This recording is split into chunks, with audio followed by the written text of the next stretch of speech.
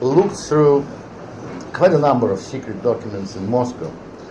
I had, in 1992, unprecedented access to Politburo and Central Committee documents, which are classified even now for 30 years. And it just came out very clearly that the whole idea of turning common market into a federal state was agreed between the left-wing parties of Europe and Moscow as a joint project, which Gorbachev called in 1988-89 our common European home. Many of you may remember that. And the idea was very simple. I mean, it first came up in 1985-86 when the Italian communists visited him and then German Social-Democrats, and they all complained that the changes in the world today, particularly after Thatcher introduced privatization and the rest of it, is threatening to wipe out the Socialists and Social-Democrats and everything they achieved, as they call it, to reverse it completely. And therefore, the only way to withstand this onslaught of, as they call it, wild capitalism, is to try to introduce the same thing in all countries at once. Prior to that, the left-wing parties and the Soviet Union were very much against European integration because they perceived it as a kind of block against them. Starting with 85 and onwards, they completely changed the view. They came to a conclusion and to agreement with the left-wing parties that if they worked together, they would manage to hijack the whole European project and turn it upside down. Instead of open market, make it into a federal state. That is the turning point, 85-86, according to the documents.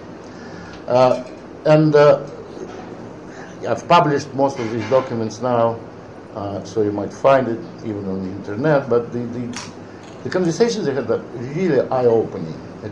You just for the first time understand that it is a conspiracy. Quite understandable for them. They're saving their own political hides. In the East, they needed a change of relations with Europe because they were entering protracted and very deep structural crisis.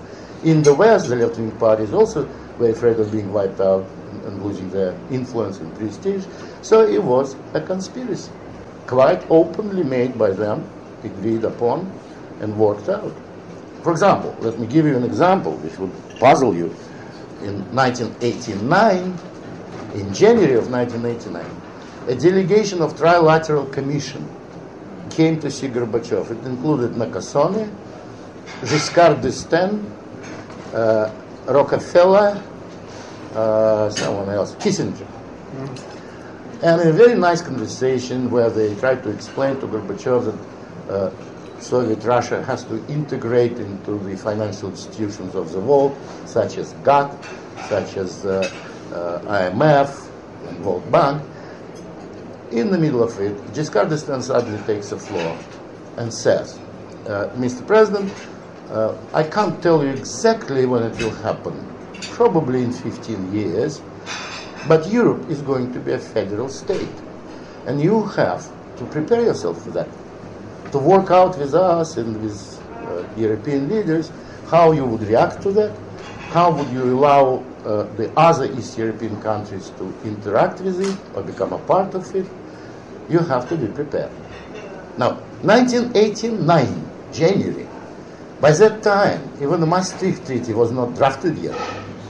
How the hell Giscard d'Estaing knew what is going to happen in 15 years? And surprise, surprise, how come that he became the author of European Constitution? Very good question. I mean, it does smell conspiracy, doesn't it? Luckily for us, the Soviet part of it collapsed earlier, and it didn't come to a point when they could have. But the idea was to have what they called convergency. When the Soviet Union would mellow somewhat, become more social democratic, Europe becomes social democratic and socialist, and then there will be convergence. The structures have to fit each other. Therefore, the structures of European Union were initially built with the purpose of fitting into Soviet structure. This is why they are so similar in functioning and in structure. It was designed. It was not by accident that the European Parliament, for example, makes impression on me as if it's a Supreme Soviet. it looks like Supreme Soviet. When you look at the Commission, it looks like Politburo. I mean, exactly, except it's 25 members, and we usually have 13 or 15 members of Politburo, but they're exactly the same, unaccountable to anyone, electing each other, not directly elected by anyone at all. So it's the same thing. When you look into all this bizarre activity of European Union with 80,000 pages of regulations, it looked like Gosplan. We used to have an organization which was planning everything in economy to the last nut and bolt, and for 5 years in advance. So that exactly the same thing is happening here. When you look at the type of corruption, it's exactly Soviet type corruption, going from top to bottom rather than going from bottom to top. So that's type corruption of a Soviet system. And you go through all the structures, all the features of this emerging European monster, and it more and more resembles Soviet Union. Of course, it's a milder version of the Soviet Union. Please don't misunderstand me. I'm not saying that it has no Gulag, it has no KGB, not yet. But I'm very carefully watching such structures as Europol, for example. And that really concerns me a lot, because this organization would have power probably even bigger than KGB. They would have diplomatic immunity. Can you imagine a KGB with diplomatic immunity? That's even more frightening than it is. And they would have to police us on 32 counts of crimes, 2 of which are particularly worrying. One is called racism, another is called xenophobia. And no criminal code on earth defines anything like that as a crime. So it's a new crime. And we already warned. Someone of the British government told us that those who object to uncontrolled immigration from the Third World will be regarded as racist, and those who oppose to further European integration will be regarded as xenophobes. I think Patricia Hewitt said that on record publicly. So we are now warned.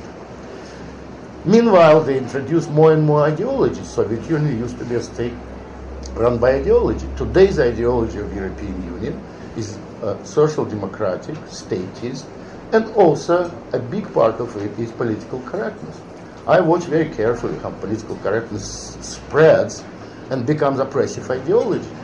Not to mention the fact that they forbid smoking almost everywhere now. Look at all this persecution of people who Swedish pastor who said that the Bible doesn't approve homosexuality, got imprisoned for several months, and in France passes the same law of hate speech concerning gays. Britain is passing hate speech laws concerning race relations and now religious speech, and so on and so forth. What you observe, taken in perspective, is the systematic introduction of ideology which could be enforced later with repressive measures. And apparently that's the whole purpose of Europol, because otherwise why do we need it? So that looks for me very suspicious. And I've watched very carefully who is persecuted for what and what's happening out of it, because that is one field in which I am an expert. I know how gulags spring up. Now, it looks like we are living in a period of very rapid and very systematic, very consistent dismantlement of democracy. Look at this emergency, how it's called, Emergency Act? Civil Legislation, Civil Contingencies Act. Yeah, Legislative Reform Act. I mean, my immediate question, why do we need it? Britain survived, what, 2 world wars, war with Napoleon, Spanish Armada, not to mention Cold War, when we were told that any moment we might have a world war, a nuclear world war, without any need to introduce this kind of legislation, without the need for suspending our civil liberties, introducing emergency powers. Why do we need it right now? There is no explanation to that. Now, recently they are pushing a bill through Parliament about these regulatory reforms. This will suddenly make ministers legislators, who would be, without informing Parliament or bothering to tell anyone, introduce new laws. Now that can make a dictatorship out of your country in no time. And it seems to me that no one is taking any notice of it. People seem to be so apathetic. My only hope is that now, since the smoking in pubs will be forbidden, so the young people who sit in pubs all the evenings and doing nothing else might become offended and join our ranks. But that's the only good news so far. In general, when I go up and down the country and speak to some groups, it's all mostly middle-aged groups. There's hardly young face in the audience. And that's frightening, because middle-aged group can make some obstructions, can make some protests, but they don't make revolutions. We are too old for that already. Our entire hope is that the younger generation join the fray and start doing something. Then we will have some hope. In reality, today's situation is really grim. Major political parties became completely taken in by this project. None of them really are positive. And above all, most of them became very corrupt. Conservatives practically disappeared. I mean, they look like an endangered species now. So I don't really expect much from their side. Who's going to defend our freedoms? Who's going to do anything? It looks that we are heading to some kind of a collapse, some kind of a crisis. Most likely outcome, if there is no change in people's attitude, most likely outcome will be an economic collapse in Europe, which in due time will happen with growth of expenses, growth of taxes, what they call harmonization of taxes and social services. I love the word. It's straight from Orwell. For example, tell me, if in Sweden they pay 90% and we pay 40%, what will harmonization mean for Britain? Multiple choice. If the tax remains the same, is it goes up or is it go down? Very simple question. And of course, in due time, all this inability of them to create a competitive environment, overregulation of economy, bureaucratization of all this, it will bring to economic collapse. Particularly the introduction of euro, which anyone in financial business will tell you is a crazy idea. Currency is not supposed to be political. Currency is supposed to be currency. And if you have the interest rates established for all 25 countries in one place, then no one would be satisfied with this interest rate. It would be something average. So we lose the regulation of financial side of it as well as business side. So the ultimate result, and I have no doubt about it, will be a collapse of the European Union, pretty much like Soviet Union collapsed. But don't forget, when these things collapse, they leave such a devastation after themselves that it takes a generation to clear it. Just think what will happen if it all comes to economic crisis. The recrimination between nations will be huge. It might come to blows. Look at the huge number of some third world countries, residents now living in Europe. What will happen with that now? And that was promoted by European Union. What we will have? We probably will have, like in the Soviet Union at the end, we had so much of ethnic strife that mind boggles. No other country could show it, except probably Yugoslavia. So that's exactly what will happen. We have to be prepared for that. This huge edifice of bureaucracy and so on is going to collapse on our head. Because of that, I'm desperately trying to explain to everyone, the sooner we will finish them, the better. The less damage it will be done for us, for our countries, for our future. But we have to be quick, because they are moving very fast. Very fast. Is it difficult to defeat them? As today, in today's world, no. It's simple. If 1 million people will march on Brussels, these guys will run away to Bahamas. They are not used to this kind of things. If tomorrow half of British population refuses to pay taxes, nothing will happen. No one will go to jail.